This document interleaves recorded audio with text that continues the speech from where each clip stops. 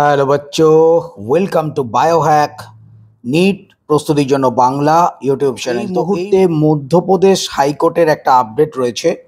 তোমরা জানো যে মধ্যপ্রদেশ হাইকোর্টে 5 তারিখে নিটের যে মামলাটা ওঠার কথা ছিল, তো সেই মামলাটা উঠেছে যথারীতি। আবার নেক্সট যে হিয়ারিংয়ের ডেট পড়েছে 16ই জুন, মানে নিটের যে অফিসিয়াল রেজাল্ট অ্যানাউন্স হবে তার দুদিন বাদে ডেট পড়েছে।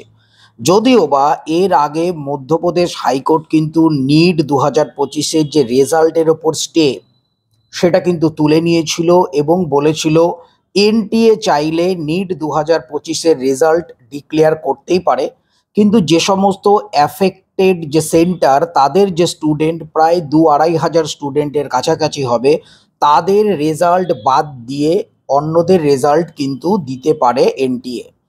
তো সেক্ষেত্রে একটা প্রবলেম ছিল, ইন কেস মধ্যপ্রদেশ হাইকোর্ট যদি রিনিট ঘোষণা করে দেয়, সেক্ষেত্রে আবার সেই অ্যাফেক্টেড যে ক্যান্ডিডেট ইন্দোরের, তাদের আবার নতুন করে এক্সাম হবে।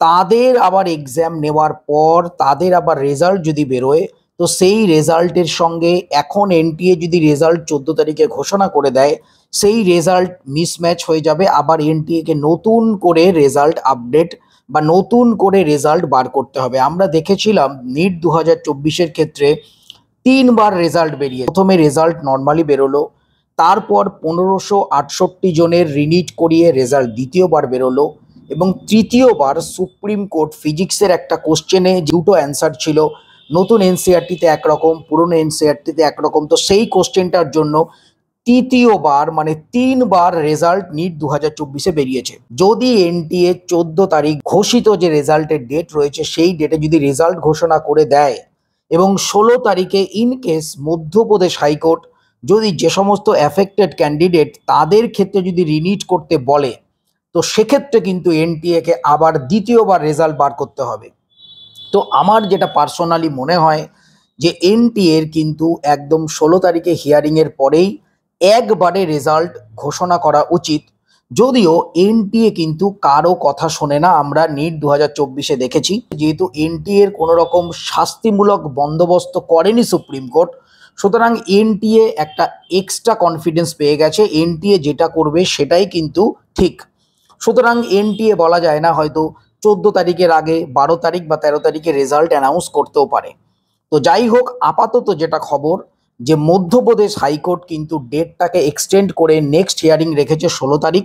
তো আমাদের একটা জিনিস অবশ্যই দেখতে হবে যে এনটিএ কি করে, 14 তারিখে বা তার আগেই রেজাল্ট ঘোষণা হবে সেটাই করে, নাকি 16 তারিখে হিয়ারিংয়ের পরে করে, সেটা তখন যখন হবে তখন দেখলে আমরা বুঝতে পারবো। আরেকটা জিনিস তোমাদের লেটেস্ট ইনফরমেশন দিয়ে রাখি, অফিসিয়াল অ্যান্সার কি এনটিএ যে 3 তারিখে 3rd of June ঘোষণা করেছে, তারপরে 3 থেকে 5 তারিখ অবধি কিন্তু তার যে চ্যালেঞ্জ, কোশ্চেন চ্যালেঞ্জের একটা ডেট ছিল। তো অফিসিয়াল অ্যান্সার কি ঘোষণা হওয়ার পর থেকেও অনেকগুলো কোশ্চেনে প্রবলেম থাকলেও একটা কোশ্চেন কেমিস্ট্রির, যেটা কিন্তু দুটো অ্যান্সার দিয়েছে এনটিএ।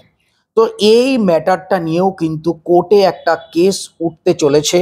যারা পিটিশনার তারা যেটা বলতে চাইছে যে এনটিএ তাদের যে অফিসিয়াল ইনফরমেশন বুলেটিন সেখানে কিন্তু স্পষ্ট লিখে দিয়েছে যে নিট এক্সামটা হলো এমন একটা এক্সাম যেখানে একটা কোশ্চেন থাকবে, তার 4টে অপশান থাকবে এবং সিঙ্গেল কারেক্ট অ্যান্সার থাকবে।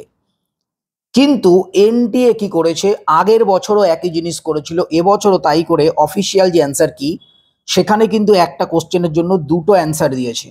তো পিটিশনার যেটা বক্তব্য, যেহেতু স্টুডেন্টদের একটা মাইন্ডসেট রয়েছে, স্টুডেন্টরা জানে যে কোনো একটা কোশ্চেনের রাইট অ্যান্সার কিন্তু একটাই হবে, সেই কারণে তারা যখন কোশ্চেনটা অ্যাটেম্প্ট করছে দেখতে পাচ্ছে যে দুটো অ্যান্সার হতে পারে, তারা কিন্তু কোশ্চেনটা বারবার পড়ছে।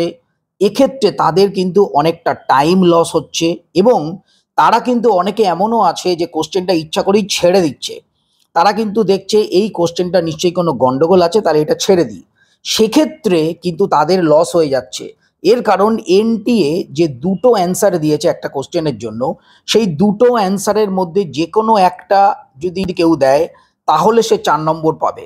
বাকি সে যদি কোশ্চেনটা অ্যাটেম্প্ট না করে বা সে যদি অন্য অপশানগুলো দেয় তাহলে কিন্তু সে নাম্বার পাবে না। যেহেতু কোশ্চেনটাতেই ভুল রয়েছে, দুটো রাইট অ্যান্সার, তো স্টুডেন্টরা কিন্তু অনেক স্টুডেন্ট এমন রয়েছে যে তারা কিন্তু যখনই দেখছে যে কোশ্চেনটা একটু গন্ডগোল আছে, দুটো রাইট অ্যান্সার হচ্ছে, তাদের মধ্যে অনেকেই আছে এটা কিন্তু অ্যাটেম্প্ট করেনি, ছেড়ে দিয়েছে, কেননা তারা জানে যে নিট এক্সামে কখনোই দুটো রাইট অ্যান্সার হতে পারে না। তো এই ব্যাপারটা নিয়ে কিন্তু পিটিশনাররা কোর্টে যাওয়ার একটা তোড়জোড় শুরু করেছে এবং তারা কিন্তু কোর্টের কাছে রিনিটের দাবি জানাচ্ছে না, তারা কোর্টের কাছে একটা দাবি জানাচ্ছে, হয় টোটাল কোশ্চেনটাকেই আউট করে দেয়া হোক, 180টা কোশ্চেন সেখান থেকে বাদ দিয়ে দেয়া হোক, অথবা ওই কোশ্চেনটার জন্য প্রত্যেককেই 4 গ্রেস নাম্বার দেওয়া হোক। কেননা এনটিএর যে ইনফরমেশন বুলেটিন তাতে কোথাও লেখা নেই যে কিছু কিছু কোশ্চেনের ক্ষেত্রে একটার যে কোশ্চেন তার দুটো অ্যান্সারও হতে পারে। তো সেই কারণেই এই ধরনের একটা মামলা কিন্তু কোর্টে ওঠার সম্ভাবনা রয়েছে। যদিও তারা জানিয়েছে যে তারা এনটিএর অফিসিয়াল ওয়েবসাইটে তাদেরকে মেল করে সব ধরনের যে ব্যবস্থা নেওয়ার সেটা নিয়েছে। এনটিএ যদি কোনো রকম রিপ্লাই না দেয় তাহলে তারা কোর্টে যাবে, এই একটা খবর কিন্তু আসছে। তো সেক্ষেত্রে যদি এই ধরনের কোনো কিছু ঘটে তাহলে কিন্তু আরও বেশি রেজাল্টে ডিলে হওয়ার সম্ভাবনা থাকবে।